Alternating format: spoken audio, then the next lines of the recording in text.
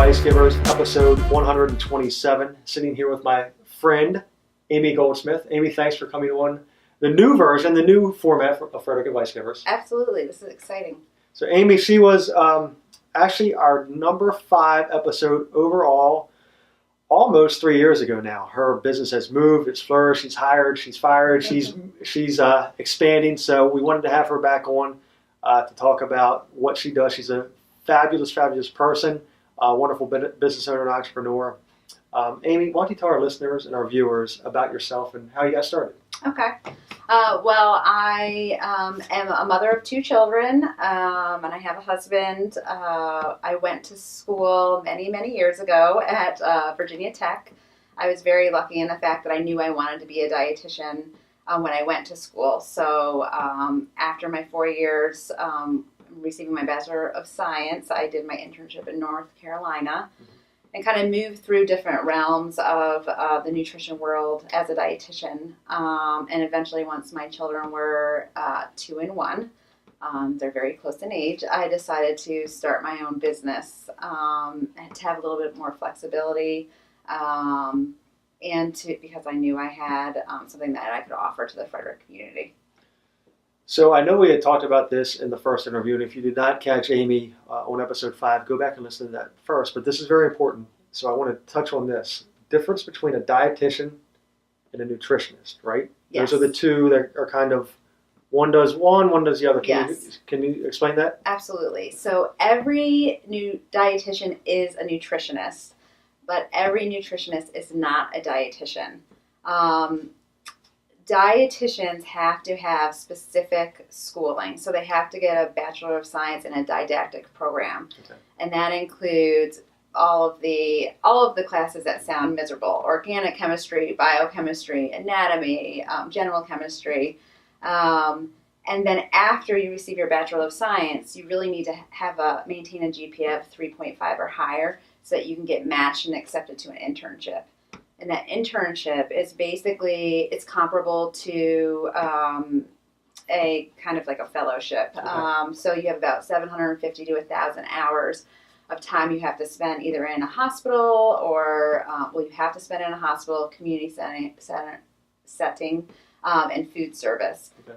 And basically it's for you to practice everything that you've learned. And then you get to take a registration exam. And you have to maintain 75 continuing education credits within 5 years, or you get your registration revoked. Okay. So where did you do your internship? I did my internship at University of North Carolina at Greensboro. Okay. Yeah. And you have a very personal story about one of your children, right? Yes. You want to share that with us? Or is it too personal to share? No, it's okay. So my daughter has a unique kind of skin issue. It's called urticarial pigmentosa, and I always say it incorrectly. Better than I can do. And it took us a while to figure that out, but she basically has kind of hives all throughout her body. She has 1,000 more mast cells than most individuals, so she releases more histamine. So she's pretty much always itchy, but she does is at more risk of allergies. So I feel very fortunate because since I'm a dietitian, I can really look at what she's eating to try to control that. Did you change her diet? Or Absolutely. To help offset that histamine release. Right. Yeah. So there's many times in my life where I've been very happy to be a dietitian. Right. And she, along with medication, just feels so much more comfortable. Yeah, and I found that, when we can relate a personal story to potential clients, you have that connection. So you've got your personal story with Emerson that you can tell with maybe another family, another mother is going through the same thing, and you can provide that comfort to them because you've already been there as a mother. Yes. Right. Yes.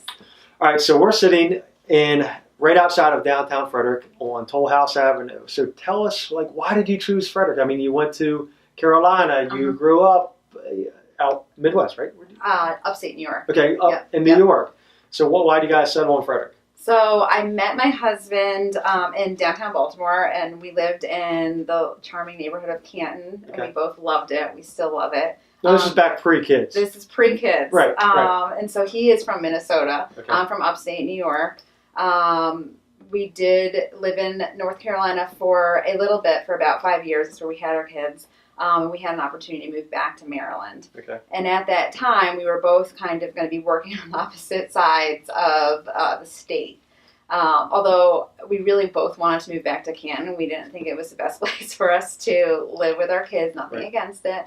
And we had a couple friends that lived in Frederick, and so we were familiar with the area, and we ended up settling here. And to us, it's a great place. I mean, it's 2 hours to the mountains, about Right. 3 hours to the ocean. You can get to Baltimore, you can get to D.C., and it's a thriving, growing city, which is pretty exciting. It is, and it's the one thing about Frederick is you're centrally located.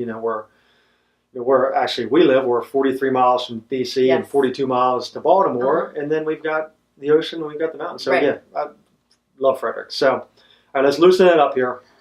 What's the last purchase that you splurged on, Amy? Oh gosh, people would call me frugal. Really? No, I didn't know that about you. It's so interesting. A lot of people are like, really? I manage my life like I manage my business. So I'll tell you, the big splurge. Hopefully, my kids aren't listening to this. They've been dying for a trampoline, and I always said no because it was too dangerous. And I realized, you know what? They can break anything at any moment. So I just bought a trampoline for them for Christmas. Awesome. Well, this won't air till after Christmas, so you're good. Good. You're good. All right. So what's a hobby or interest that you could spend hours doing, Amy? I love to read. Okay.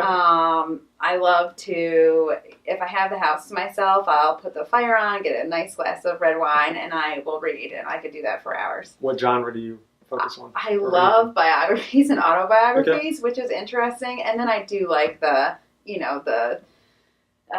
basic trashy Gotcha. novels every once in a while. Gotcha. All right, Amy. I know you're a good friend of mine. I know you personally. I know how driven you are. What a go-getter you are. So what's inside of you when you wake up in the morning that you're fired up to do and you're fired up? What's that burning desire inside of you? Where do you get that from? I feel like, I'm from a large family. I have 28 first cousins. I Right. have lots of aunts and uncles, and I think we're all pretty driven. So I think that there was part of that was in my bloodline. But for me, I know that I change lives. I know I do. I get to see it every single day. So even if I'm exhausted and tired and the kids were difficult to get out Right. of the door, I know I'm going to go to work and I'm going to change somebody's life. Awesome. So helping others. Yeah, Awesome. absolutely. All right. So what's one piece of advice, Amy, that you could give another business owner? It could be somebody in your field. Doesn't have to be. It could be another entrepreneur. It could shortcut their learning curve to success. That's a good question. I would say if we're talking about the health and medical field, I think it's really important to make sure that you have strong relationships. Okay. And so you need to have relationships with your competition, so the other dietitians that are out there, so that you can maybe find out what each other's strong suit is. There's nothing better than a client calling me and for me to say, we don't really focus on that, but I know this particular dietitian because you're then helping people. Right. And I think making sure that you value all the other providers, so the physicians, the acupuncturists, the chiropractors. So relationships are pretty important. They are. Mm-hmm. Definitely. So what's a bad piece of advice that somebody might have given you that looking back on you would not do again? I would say a bad piece of advice was when I was first starting out, believe it or not.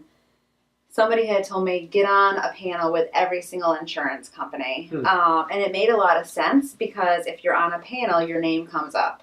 But unfortunately, I could talk about this for hours. Healthcare is different, so sometimes you devalue yourself when you sign a contract for an insurance that's not paying you what your worth is. So I believe that that's why a lot of private practices and small businesses actually close and can't thrive because be more choosy and absolutely what insurance know companies you your align worth. yourself with. Yeah, Because you're almost, and you and I had talked in the pre-interview.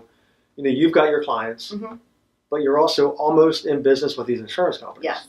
They're business partners because they're the ones sometimes the ones paying you, Right. or the reimbursing the client, right? Right. So you need to align yourself with somebody that is going to take care of not only you but the client. And values your business. Exactly. All right. So in the last 3 years, we've moved. You moved. This is my third time. Okay. Oh, and I moved here a month ago. Yeah. You had just recently moved here. So in the last 3 years, what's one choice that has led you to today and where you are? It doesn't physically have to be here, but I decided to hire employees. Right. So That was a big step for me because I'm very passionate about my brand, so I wasn't sure if I was going to be able to hire people and to have them just as passionate as I am. Right. Yeah, it's a big change. You and I have talked, you're a friend, and you and I have talked many times about how to grow your business and Yes. getting those key people in place. Like I have Sue Mart, you get the key people in place that have a passion for, one, looking out for you. Mm-hmm. They are protecting your brand, but also looking out for your consumers. So Yes. kudos to you for finally, I know you're control free, giving them that control. That's true. Kudos to you. Yeah. All right, Amy, so let's flip the script here a little bit. I've done 126 of these. I am always learning and gaining knowledge from the people that I interview. So do you have a question for me? Let's see. I know you just went on an amazing vacation. Right. Do you have something on the books soon for another vacation?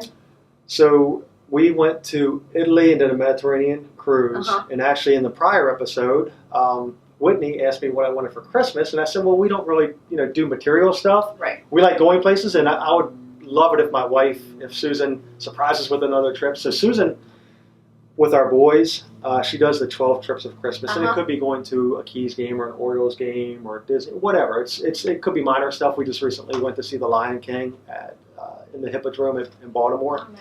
So I'm sure Susan, my wife, the planner, will come up with 12 trips, and probably one will be Big one? Yeah. Oh, good. I'm not sure where, but yes. You have to have those carrots in place to reward yourself for You hard do. work. You do, because we look forward to that trip for 18 months.